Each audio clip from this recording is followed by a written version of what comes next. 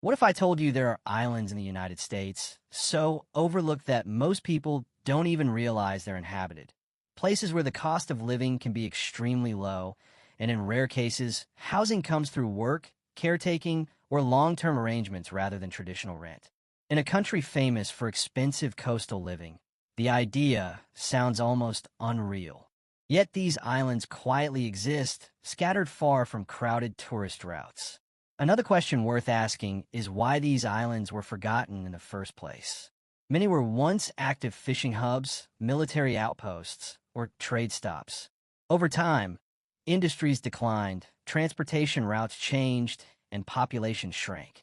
What remained were small communities, aging infrastructure, and islands that modern development largely passed by. The phrase "live for free" often creates the wrong image. These islands are not offering luxury homes at zero cost. Instead, they sometimes provide non-traditional living arrangements, such as caretaker roles, seasonal residency, land stewardship, or inherited housing passed down through generations. The cost isn't always money. It's responsibility, isolation, and commitment. What makes these islands fascinating isn't just affordability. It's how differently life operates there.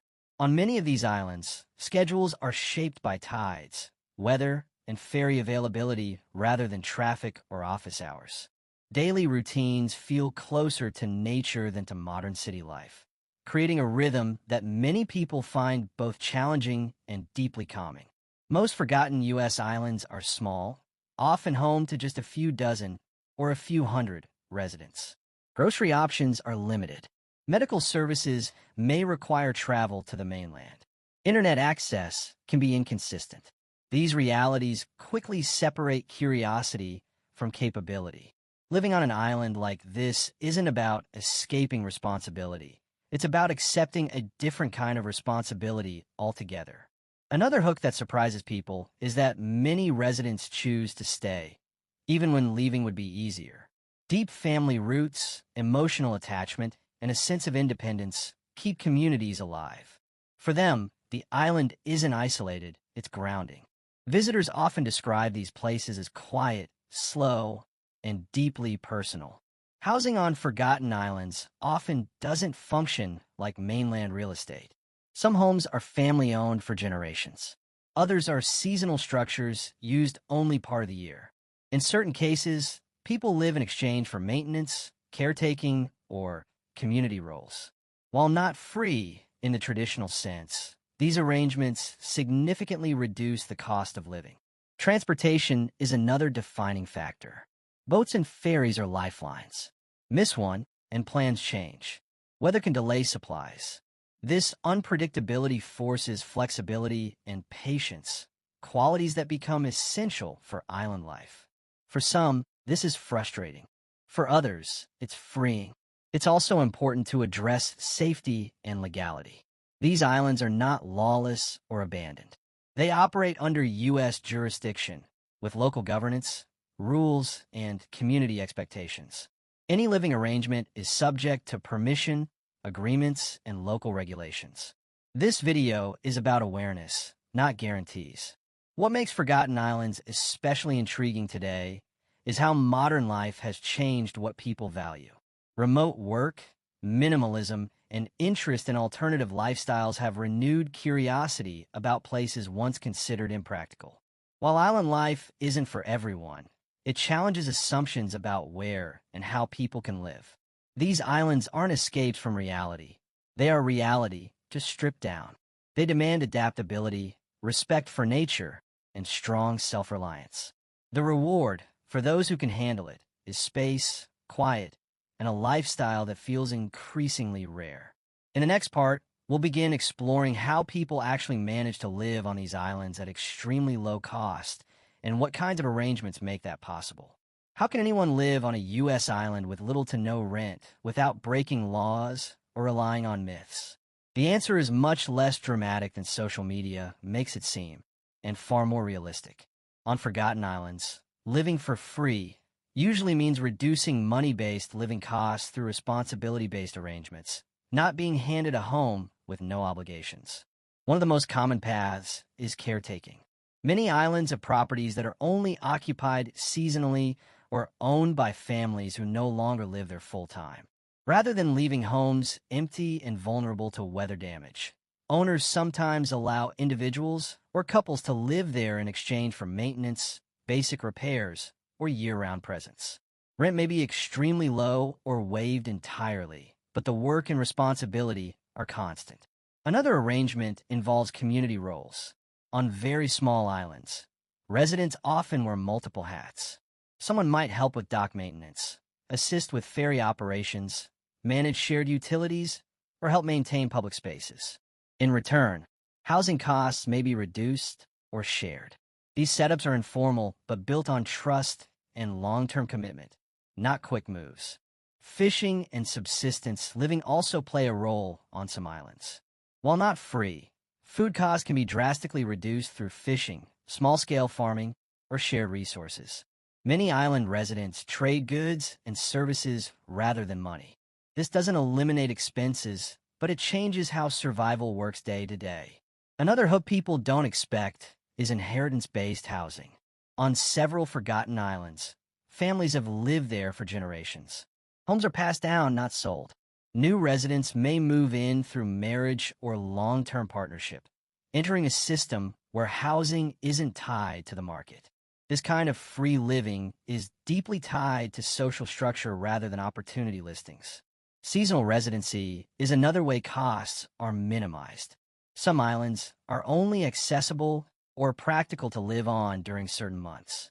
People who stay seasonally may live rent-free or at very low cost during off-peak times, especially if they help prepare the island for winter or reopening seasons. Again, this comes with trade-offs: isolation, limited services, and harsh weather. What's important to understand is that none of these arrangements are instant or guaranteed. They require trust, reliability, and often years of relationship building. Islands are small. Reputation matters. Someone looking for a quick, cost-free lifestyle won't last long. Someone willing to contribute, adapt, and respect the community might. Legal boundaries still apply. Land ownership, permits, and residency rules vary by state and island. Living arrangements must follow local regulations, and informal agreements still exist within legal frameworks. This video does not suggest bypassing laws or trespassing. Every example discussed involves permission and cooperation. Another overlooked factor is the cost that still exists. Transportation, emergency travel, tools, fuel, and supplies all cost money. Living for free doesn't mean living without expenses. It means replacing rent with responsibility. The financial pressure shifts, but it doesn't disappear. Isolation is also part of the cost. These islands often have limited medical access, few social outlets, and long stretches of solitude. Some people thrive in this environment. Others struggle. The lifestyle demands emotional resilience as much as practical skills. What makes these islands compelling isn't that they offer something for nothing. It's that they operate on a different value system. Contribution matters more than income. Reliability matters more than credentials. Trust matters more than contracts. As interest in alternative living grows, these islands remain cautious. They don't advertise opportunities, and they rarely welcome large numbers of newcomers. Their survival depends on balance, not growth. This is why many remain forgotten, not because they're unlivable, but because they resist modern systems. In the next part, we'll look at what daily life is really like on these islands. The routines, challenges, and realities that don't appear in headlines. What does a normal day look like on an island most Americans will never visit? The answer surprises many people, because daily life on these forgotten islands is neither chaotic nor glamorous. It's structured, practical, and deeply tied to nature. The absence of modern convenience doesn't mean disorder. Instead, it creates routines built on necessity. One of the first things residents adjust to is time. Island life moves slower, but not because people are lazy. Weather, tides, and daylight dictate schedules. Boats arrive when conditions allow, not when it's convenient. If supplies are delayed, residents adapt. This flexibility becomes second nature over time. Another hook many don't expect is how interconnected island communities are. With small populations, people depend on each other. Everyone knows who maintains the dock, who fixes generators, and who can help in an emergency. Privacy exists, but isolation doesn't mean anonymity. Accountability is high, and trust is essential. Housing itself reflects this lifestyle. Homes are often modest, practical, and built to withstand harsh conditions. Luxury isn't the goal, durability is. Many houses lack modern upgrades, but function well for their environment. Energy use is conservative, and waste is carefully managed. Living simply isn't a trend here, it's survival. Food routines are another defining feature. Grocery deliveries may happen weekly, monthly, or even less often. Residents plan meals carefully, store supplies properly, and rely on fishing, gardening, or shared resources when possible. This approach reduces waste and fosters cooperation, but it also demands preparation and discipline. Healthcare access is limited on many islands. Minor issues are handled locally, but serious medical needs require travel to the mainland. This reality shapes lifestyle choices and reinforces the importance of safety, self-care, and prevention. Island residents are often highly aware of their physical limits. Connectivity is improving, but it's not guaranteed. Internet access may be slow or inconsistent. Cell service can be unreliable. While some residents work remotely, they often plan around outages and limitations. This reduced digital presence contributes to a quieter, more focused way of living. Weather plays a central role in daily decisions. Storms can isolate islands for days or weeks. High winds affect travel. Cold seasons bring challenges, while warmer months may increase activity. Residents prepare extensively, knowing that help isn't always immediately available. Despite these challenges, many islanders describe a strong sense of peace. Noise pollution is minimal. Nights are dark and quiet. Nature becomes part of everyday life rather than a weekend escape. This environment fosters reflection, patience, and resilience. Another overlooked hook is how self-reliant people become. Skills like basic repair, navigation, food preservation, and emergency preparedness are common. These abilities aren't hobbies. They're necessary. Over time, residents gain confidence in handling situations independently. Social life looks different as well. Entertainment isn't driven by events or venues. Conversations, shared meals, and community gatherings replace crowded spaces. Relationships deepen because people rely on each other consistently, not occasionally. Children who grow up on these islands often develop strong independence and awareness. Education may involve mainland travel or remote learning, but community involvement plays a significant role in development. Learning is practical, hands-on, and closely connected to real-world responsibility. Importantly, island life isn't romanticized by those who live it. Residents understand the sacrifices involved. They don't pretend it's easy. What keeps them there is balance, the trade-off between convenience and clarity, between isolation and meaning. For outsiders, the lifestyle can feel overwhelming. For insiders, it feels grounding. That difference explains why these islands remain forgotten. They don't compete for attention. They simply exist quietly on their own terms.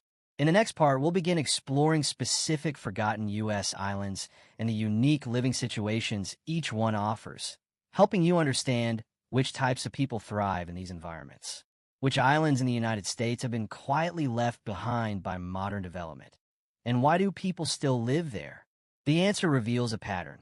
These islands weren't abandoned because they failed, but because the world moved in a different direction. Today, they remain functional, inhabited, and deeply misunderstood. One example comes from islands off the coast of Alaska. These islands were once active fishing and trading hubs. As industries declined and transportation routes changed, population shrank. Today, a small number of residents remain, often living in inherited homes or caretaker arrangements. Life here is shaped by cold weather, limited daylight, and long supply cycles, but housing costs are often extremely low due to low demand. Along the Atlantic coast, several barrier and harbor islands face similar situations. Some were once bustling maritime centers, now home to only a few families year-round. Residents may live in homes passed down through generations or occupy properties during off-seasons in exchange for maintenance. These islands often have ferry-only access, which naturally limits growth and keeps real estate from entering mainstream markets. Another hook comes from islands with conservation restrictions. Some islands are protected for environmental reasons, limiting development and permanent residency.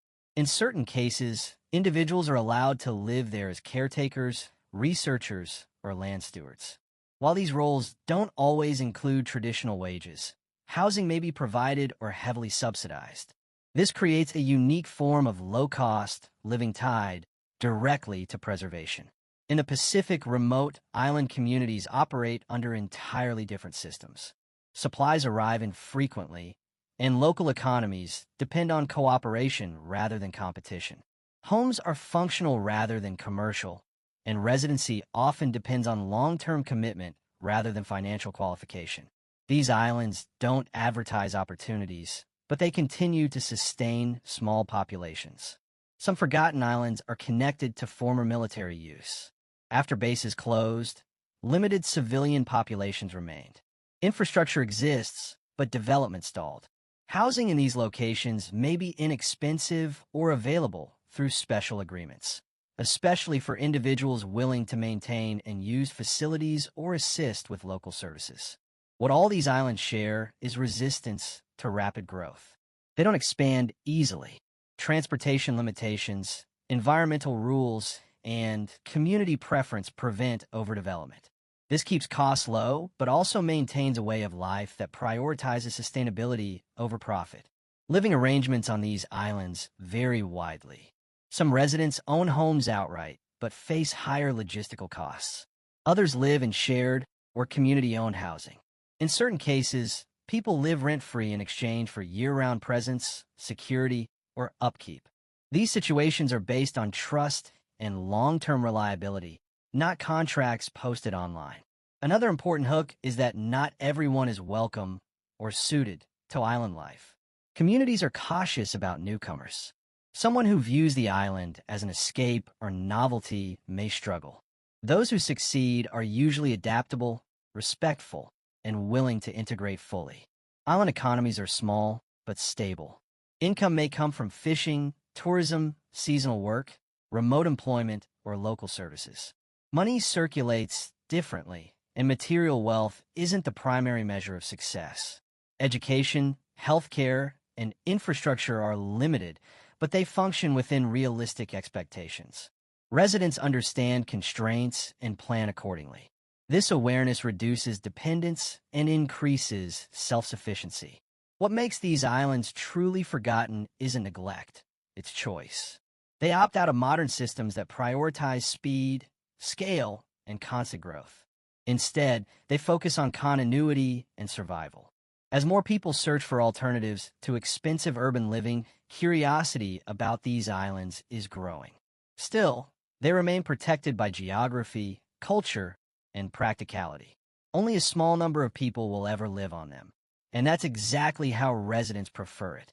In the final part, we'll talk about who should and should not consider life on a forgotten U.S. island, helping viewers realistically assess whether this lifestyle fits them. Before anyone starts imagining a peaceful island life with no bills and endless freedom, there's an important question to ask: who actually belongs on a forgotten U.S. island? The reality is that this lifestyle isn't an upgrade, it's a trade-off. And for many people, it's a trade they're not prepared to make. One major hook people overlook is personality.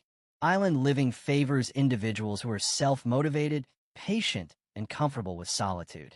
There's no constant stimulation, no fast-paced social scene, and no instant problem-solving. If boredom or isolation causes anxiety, these environments can feel overwhelming rather than peaceful. Another key factor is adaptability. Forgotten islands don't offer backup options. When supplies are delayed, residents adjust. When weather cancels travel, plans change. Flexibility isn't optional, it's essential. People who thrive here see challenges as part of the lifestyle, not inconveniences to escape from. Financial expectations also matter. While housing costs may be extremely low, income opportunities are limited. Some residents rely on seasonal work, remote jobs, or savings. Others earn modest incomes through local services or fishing. This lifestyle rewards financial planning and discourages impulsive decisions. Physical capability is another consideration. Daily life may involve manual tasks such as carrying supplies, maintaining structures, or navigating boats. Medical facilities are often far away. Residents must be realistic about their health and preparedness. Island living rewards prevention and caution. Community integration is one of the strongest determining factors. Forgotten islands are tight-knit. New residents are observed carefully, not out of suspicion, but because reliability affects everyone. Those who contribute earn trust. Those who isolate themselves or disrupt balance often leave. Families with children face unique challenges. Education options may be limited, requiring remote learning or mainland travel. Social circles are small. Some families find this enriching, while others struggle. The lifestyle works best when expectations are aligned with reality. Another hook people don't expect is how permanence affects perspective. Once you live somewhere hard to leave, your relationship with time changes. Decisions feel heavier. Commitments matter more. This can be grounding or stressful, depending on mindset. Importantly, island life isn't about escaping responsibility. In many ways, responsibility increases. You become more aware of your impact on resources, people, and the environment. This awareness builds discipline and appreciation, but it also removes the safety net modern cities provide. Those who succeed often share common traits: resilience, humility, patience, and a willingness to learn. They don't expect comfort, they build it slowly. They don't chase novelty, they respect continuity. For viewers watching this video, the goal isn't to convince anyone to move to a forgotten island. It's to expand understanding of how differently people can live within the same country. These islands remind us that modern living isn't the only model, and that alternatives exist quietly and persistently. Forgotten islands aren't hidden treasures waiting to be claimed. They're living communities with histories, rules, and values. Anyone interested must approach with respect, realism, and long-term commitment. In a world defined by speed, noise, and consumption, these islands offer something rare: limitation. And for the right person, limitation can feel like freedom.